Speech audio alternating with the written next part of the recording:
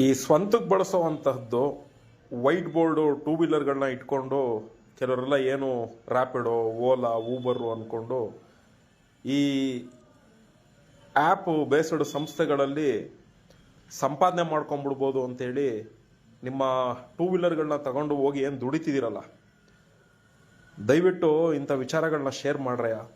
ಅಲ್ಲಿ ಸಿಗೋ 3 ಕಾಸು ಪುಡ್ಗಾಸ್ಗೋಸ್ಕರ ಯಾಕೆ ನಿಮ್ಮ ಜೀವನಗಳನ್ನ ಹಾಳು ಮಾಡ್ಕೊತೀರ?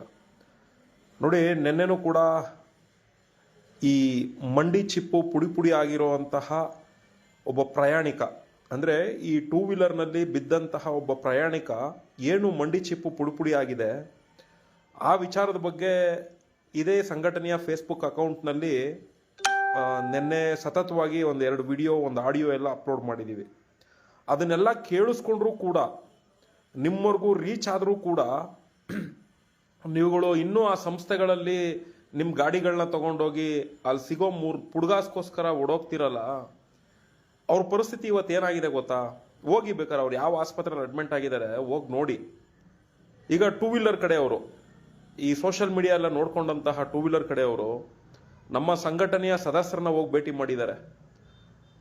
ಅವರು ಯಾಕೆ ಭೇಟಿ ಮಾಡಿದ್ದಾರೆ ಅಂದರೆ, ನಮ್ಮ ಸಂಘಟನೆ ಫೇಸ್ಬುಕ್ ಪೇಜಿಂದ ಲೈವ್ ಆಗ್ತಿರೋದ್ರಿಂದ ಅಣ್ಣ ನೀವು ಈ ಸಂಘಟನೆಯವರೇ ಅಲ್ವಾ ಅಂದ್ಕೊಂಡು ಅವ್ರು ನೋಡಿದ್ರೆ ಅವ್ರ ಫ್ರೆಂಡೇ ಅಂತೆ.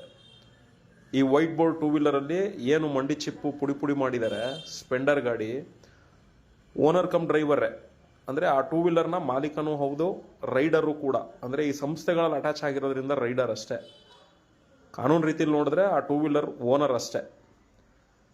ಇವೊಬ್ಬ ಆ ಸಂಸ್ಥೆಯ ರೈಡರು ಕೂಡ ಹೌದು, ಆ ಟೂ ವೀಲರ್ನ ಓನರು ಕೂಡ ಆ ಯಪ್ಪನೇ ಹೌದು. ಈಗ ಆ ಯಪ್ಪನಿಗೆ ಭಯ ಶುರುವಾಗಿದೆ.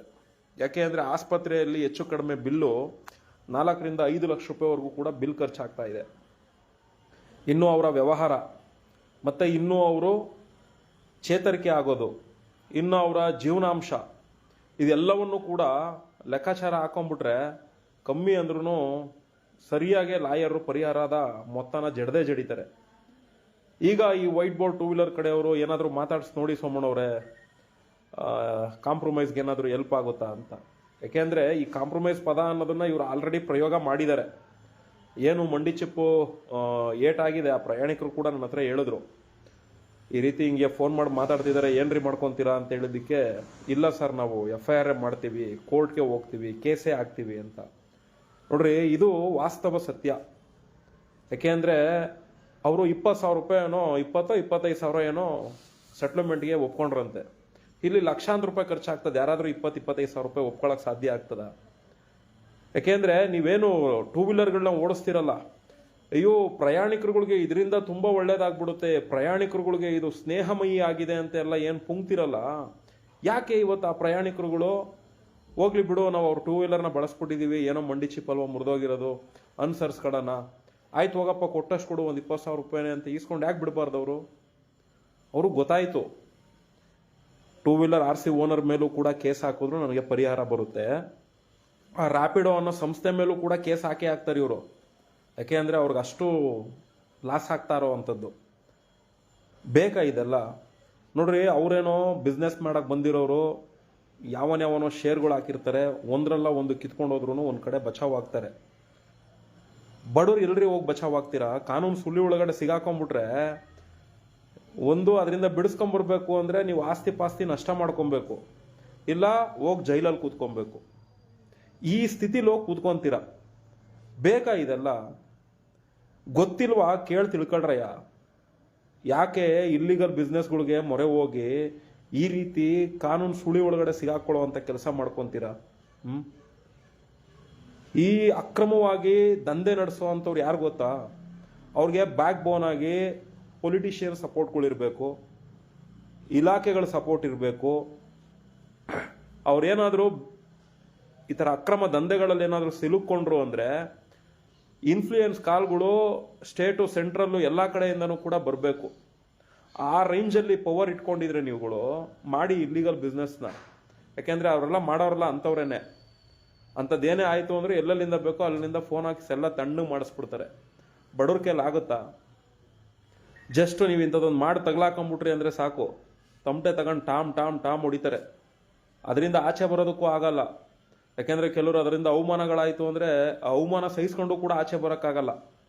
ಅವಮಾನ ಆಗೋಯ್ತಲ್ಲ, ತಲೆ ಎತ್ಕೊಂಡು ತಿರ್ಗೋಕ್ಕಾಗಲ್ವಲ್ಲ ಅನ್ನೋ ಒಂದು ರೀತಿಲಿ ಹೋಗ್ಬಿಡ್ತೀರಾ.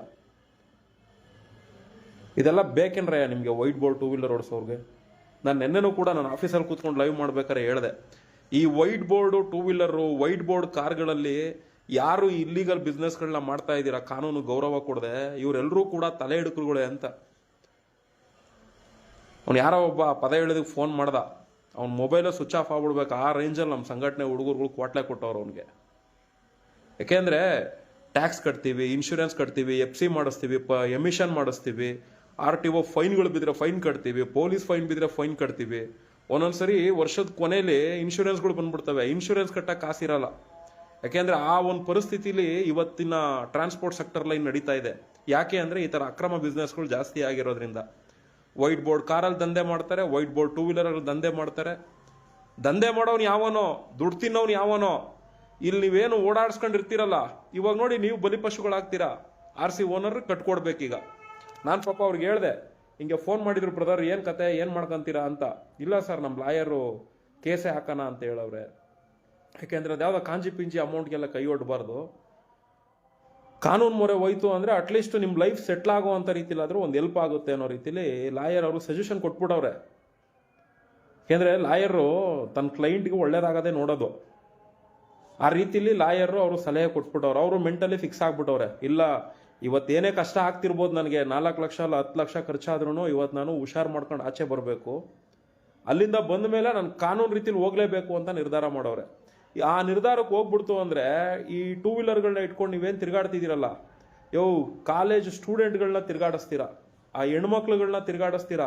ಅವ್ರಿಗೇನಾದರೂ ಹೆಚ್ಚು ಕಡಿಮೆ ಆಯಿತು ಅಂದರೆ ಅವ್ರ ಕುಟುಂಬಗಳು ನಿಮ್ಮನ್ನೆಲ್ಲ ಬಿಡ್ತಾರೆ ಅನ್ಕೊಂಡಿದ್ದೀರನ್ರಯ್ಯ. ಹೇಳ್ತಾರೆ ಅವ್ರಿಗೇನು, ತಿರ್ಗಾಡೋರ್ಗೆ ಹೇಳ್ತಾರೆ, ಟೂ ವೀಲರಿಂದ ಒಳ್ಳೇದಾಗುತ್ತೆ ನಮಗೆ ಅಂತ. ಇವಾಗ ಹಿಂಗಾಗ್ಬಿಟ್ಟಾಗ ಯಾಕೆ ಅದನ್ನ ಯೋಚನೆ ಮಾಡಲ್ಲ? ಇರಪ್ಪ, ನಮ್ಗೆ ಒಳ್ಳೇದಲ್ವಾ, 10 ರೂಪಾಯಿ ಉಳ್ಸೋಕ್ಕೋಸ್ಕರ ಅವ್ರು ಬಂದರು, ನನ್ನ ಟ್ರಾಫಿಕಲ್ಲಿ ಸೇವ್ ಮಾಡೋದಕ್ಕೋಸ್ಕರ ಅವ್ರು ಬಂದರು. ಏನೋ ಮುರಿದೋಯ್ತು, ಕಾಲೋ ಮುರಿದೋಯ್ತು, ಕೈಯೇ ಮುರಿದೋಯ್ತು, ಪ್ರಾಣನೇ ಹೊಂಟೋಯ್ತು, ಯಾಕೆ ಅವ್ರ ಮೇಲೆ FIR ಹಾಕ್ಸ್ಬೇಕು? ಬೇಡ, FIR ಆದ್ರೂ ರಾಜಿ ಮಾಡ್ಕೊಂಬಿಡೋಣ ಅನ್ನೋ ಮನಸ್ಥಿತಿ ಅವ್ರಿಗೆ ಯಾಕೆ ಬರಲ್ಲ? ಇದನ್ನ ಥಿಂಕ್ ಮಾಡಿ ಒಂದು ಸ್ವಲ್ಪ. ದುಡ್ಡು ಯಾವ ಮೂಲದಿಂದ ಹೆಂಗ್ ಸಿಗುತ್ತೆ ಅನ್ನೋದನ್ನ ಮಾತ್ರ ನೋಡ್ತಾರೆ ಹೊರತು, ನಿನ್ನಿಂದ ನಾನು ಒಳ್ಳೇದಾಯ್ತು, ನೀನು ಬಂದಿದ್ದಕ್ಕೆ ನಾನು ಒಳ್ಳೇದು ಮಾಡಿಕೊಟ್ಟೆ, ಇದೆಲ್ಲ ಯಾರು ಹೇಳಲ್ಲ. ಅನುಕೂಲ ಬಳಸ್ಕೊಳ್ಳೋವರೆಗೂ ನಿಮ್ಮನ್ನ ಇದರಿಂದ ನಮ್ಗೆ ಅನುಕೂಲ ಇದೆ ಅಂತ ಹೇಳ್ಕೊಂತಾರೆ ಅಷ್ಟೇ. ಅದರಿಂದ ಸಮಸ್ಯೆ ಆಯಿತು ಅಂದರೆ ಅನುಕೂಲ ಮಾಡಕ್ಕೆ ಬಂದಿರೋರ್ನೇ ನಿರ್ಣಾಮ ಮಾಡ್ಬಿಡ್ತಾರೆ. ಯಾಕಂದರೆ ವ್ಯವಸ್ಥೆ ಇರೋದೇ ಹಂಗೆ ಮನುಷ್ಯಂದು. ಇದನ್ನು ಅರ್ಥ ಮಾಡ್ಕೊಳ್ರೆ ಅಂತ ನಿಮ್ಗೆಲ್ಲ ಹೇಳಿದ್ರೆ ಕೇಳಲ್ಲ.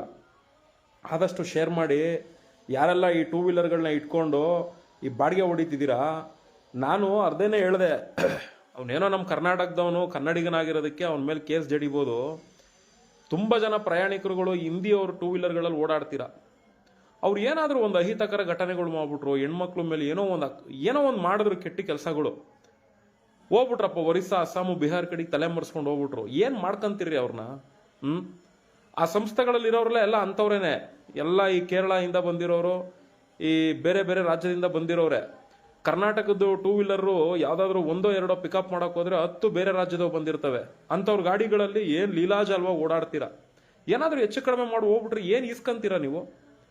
ಯಾಕೆಂದರೆ ನಿಮ್ಗಳನ್ನೇ ನಂಬ್ಕೊಂಡು ನಿಮ್ಮ ತಂದೆ ತಾಯಿ, ನಿಮ್ಮ ಕುಟುಂಬ ಎಲ್ಲ ಇರ್ತವೆ. ಅಂಥವ್ರು ನೀವು ಮಾಡೋವಂಥ ದ್ರೋಹ ಅಲ್ವಾ? ಈ ಪ್ರಯಾಣಿಕರುಗಳು ಕೂಡ ಯೋಚನೆ ಮಾಡಬೇಕು. ಹೌದು, ನಮ್ಮ ಕರ್ನಾಟಕದ ಗಾಡಿ ಬರಬೇಕು, ನಮ್ಮ ಕನ್ನಡಿಗರು ಇರಬೇಕು. ಯಾಕೆ ಅಂದರೆ ಮೂಲ ಇಲ್ಲಿದ್ರೆ ಅವ್ರು ಏನೇ ತಪ್ಪು ಮಾಡಿದ್ರು ಸಿಗಾಕೊಂತಾರೆ.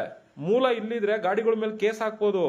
ಬೇರೆ ಬೇರೆ ರಾಜ್ಯದ ಗಾಡಿಗಳನ್ನ ಎಲ್ಲಿಂದ ಹುಡುಕ್ತಾರೆ ಪೊಲೀಸ್ನವ್ರಿಗೆ ದಿನ ಸಾಯೋರ್ಗಳವ್ರು ಯಾರು ಅಂದಂಗೆ ಅವ್ರಿಗೆ ದಿನ ಇಂಥವು 108 ಬರ್ತಾವ, ಓರಲಿ ಏನೋ ಒಂದು ಮಾಡ್ಕೊಳ್ರಿ ಅಂತ ಬರೆದು ಬಿಸಾಕ್ತಾರೆ ಒಂದು FIR ಹಾಕಿ. ಅಲಿಯವ್ರು ಯಾರು, ಮಾಡೋರು ಯಾರು? ನೀವುಗಳೇ ಅಲಿಬೇಕು. ಇಂಥದನ್ನೆಲ್ಲ ನಾವು ಜಾಗೃತಿ ಮೂಡಿಸಿದ್ರೆ ನಿಮ್ಗಳಿಗೆ ವೈಟ್ ಬೋರ್ಡ್ ಟೂ ವೀಲರ್ ಬಗ್ಗೆ, ಯಾಕೆ ಆಟೋದಲ್ಲಿ ಆಕ್ಸಿಡೆಂಟ್ ಆಗಲ್ವಾ, ಯಾಕೆ ಕಾರಲ್ಲಿ ಆಗಲ್ವಾ, ಯಾಕೆ ಬಸ್ಸಲ್ಲಿ ಆಗಲ್ವಾ? ಅಪ್ಪ ಎಲ್ಲದರಲ್ಲೂ ಆಯ್ತವೆ, ಫ್ಲೈಟಲ್ಲೂ ಆಯ್ತದೆ, ಎಲ್ಲದರಲ್ಲೂ ಆಯ್ತದೆ. ಮನೇಲಿದ್ದು ಮನೆಯಿಂದ ಈಚ್ ಕಡೆ ಬರಬೇಕಾದ್ರೆ ಹೊಸ್ಲು ದಾಟಿದ್ರು ಕೂಡ ಆಕ್ಸಿಡೆಂಟ್ ಬಿದ್ದು ಕೆಡೆ ಬಿದ್ಕೊಂಡ್ರೆ, ಹಂಗಂತ ಹೇಳಿ ಸಾವನ್ನ ನಾವು ಬೆನ್ನತ್ಕೊಂಡು ಹೋಗೋದಲ್ಲ. ಸಾವು ನಮ್ಮನ್ನು ಹುಡ್ಕೊಂಡು ಬರೋ ಥರ ಇರಬೇಕು. ಅದರಲ್ಲಿ ಏನಾದರೂ ಆಕ್ಸಿಡೆಂಟ್ ಆದರೆ ಅನುಕೂಲತೆಗಳಿದ್ದಾವೆ. ಡ್ರೈವರ್ಗೂ ಅನುಕೂಲತೆ ಇದೆ, RC ಓನರ್ಗೂ ಅನುಕೂಲತೆ ಇದೆ, ಅದರಲ್ಲಿ ಪ್ರಯಾಣಿಕರು ಸತ್ರೂ ಕೂಡ ಅದರಲ್ಲಿ ಅನುಕೂಲತೆಗಳಿದೆ. ಯಾಕೆ ಅಂದರೆ ಅದಕ್ಕೆ ಆದ ಒಂದು ಪ್ರೊಸೀಜರ್ನ ಇಲಾಖೆಗಳು ಕಾನೂನು ಚೌಕಟ್ಟಲ್ಲಿ ತಂದು ಮಾಡಿರ್ತಾರೆ. ಇದರೆಲ್ಲ ಇದಾವ. ಇದಾವೇನ್ರಯ್ಯ? ನಿಮ್ಗಳಿಗೆ ಇದೆಲ್ಲ ಹೇಳಿದ್ರೆ ಆಗಲ್ಲ. ಈಗ ನೋಡಿ, ನನ್ಗೆ ಫೋನ್ ಬೇಕಾದ್ರೆ ರೆಕಾರ್ಡಿಂಗ್ ಇದಾವೆ ಎರಡನ್ನೂ ಹಾಕ್ಸ್ತೀನಿ, ಬೇಕಾದ್ರೆ ಎಡಿಟ್ ಮಾಡ್ಬಿಟ್ಟು ಎರಡು ರೆಕಾರ್ಡ್ ಹಾಕಿಸ್ತೀನಿ, ಕೇಳಿಸ್ಕೊಳ್ರಿ ಅವ್ರ ಪರಿಸ್ಥಿತಿಗಳು ಹೆಂಗಿದಾವೆ ಅಂತ. ಅವ್ನು 20,000 ರೂಪಾಯಿ ಕಾಂಪ್ರಮೈಸ್ಗೆ ಹೋಯ್ತಾನೆ. ಅಲ್ಲಿ ನೋಡಿದ್ರೆ ಅವ್ರು ಹೇಳ್ತಿರೋ ರೇಂಜ್ ನೋಡಿದ್ರೆ ನನ್ನ ಪ್ರಕಾರ ಒಂದು 60-70 ಲಕ್ಷ ರೂಪಾಯಿವರೆಗೂ ಪರಿಹಾರ ಕೇಳಂಗವ್ರೆ. ಎಲ್ಲಿಂದ ತಂದು ಕೊಡ್ತೀರಾ? ಇಲ್ಲಿ 3 ಕಾಸು ಪುಡಿಗಾಸು 500 ರೂಪಾಯಿ ದುಡ್ದೆ, 1000 ರೂಪಾಯಿ ದುಡ್ದೆ, 2000 ರೂಪಾಯಿ ದುಡ್ದೆ, ವಾರಕ್ಕೆ 10,000 ರೂಪಾಯಿ ದುಡ್ದ್ಬಿಟ್ಟೆ ಅಂತ ರೀಲ್ಸಲ್ಲಿ ಶೋ ಕೊಡೋದಲ್ಲ, ಅದನ್ನ ತಗೊಂಬಂಡು ಫೇಸ್ಬುಕ್ಕಲ್ಲಿ ಹಾಕೋದಲ್ಲ. 10,000 ರೂಪಾಯಿ ದುಡಿದ್ರೆ 10 ಲಕ್ಷ ಕಿತ್ಕೊಂಡು ಹೋಯ್ತದೆ ಗ್ರಾಚಾರ ಕೆಟ್ಟಾಗ. ಇದನ್ನ ನಿಮ್ಗೆ ಹೇಳಕ್ ಬರ್ತಾ ಇರೋದು, ಅರ್ಥ ಮಾಡ್ಕೊಳ್ಳಿ. ಯಾಕೆಂದ್ರೆ ನಮ್ಮವೇ ಎಲ್ಲೋ ಬೋರ್ಡ್ ಗಾಡಿಗಳು, ಇನ್ಶೂರೆನ್ಸ್ ಇಲ್ಲ ಅಂದ್ರೆ ನಮಗೆ ಭಯ ಆಗ್ತಾ ಇರ್ತದೆ. ನಾವೇ ಕರೆಕ್ಟಾಗಿದ್ರು ಎದುರುಗಡೆ ಬರೋನು ಹೆಂಗಪ್ಪ ಏನಪ್ಪ ಏನು ಕತೆ ಅಂತ. ಅದು ಎಲ್ಲೋ ಬೋರ್ಡ್ ಗಾಡಿ ಇಟ್ಕೊಂಡು, ಅಂಥದ್ರಲ್ಲಿ ನೀವು ವೈಟ್ ಬೋರ್ಡ್ ಗಾಡಿಗಳನ್ನ ಇಟ್ಕೊಂಡು ಈ ದಂಧೆಗಳು ಮಾಡ್ಕೊಂಡು ಕಾನೂನಿಗೆ ಗೌರವ ಕೊಡ್ದಂಗೆ ಪ್ರಯಾಣಿಕರು ಪ್ರಾಣದ ಜೊತೆ ಆಟ ಆಡ್ಕೊಂಡು ಎಲ್ಲೋ ಕೂತ್ಕೊಂಡಿರುವಂಥ ಪಾಪಿ ಮುಂಡೆ ಮಕ್ಳಿಗೆ ನೀವುಗಳು ಬೆಳೆಸ್ತೀರಾ ಅಂದರೆ ಏನ್ರೇ ಹೇಳ್ಬೇಕು ನಿಮ್ಗಳಿಗೆಲ್ಲ.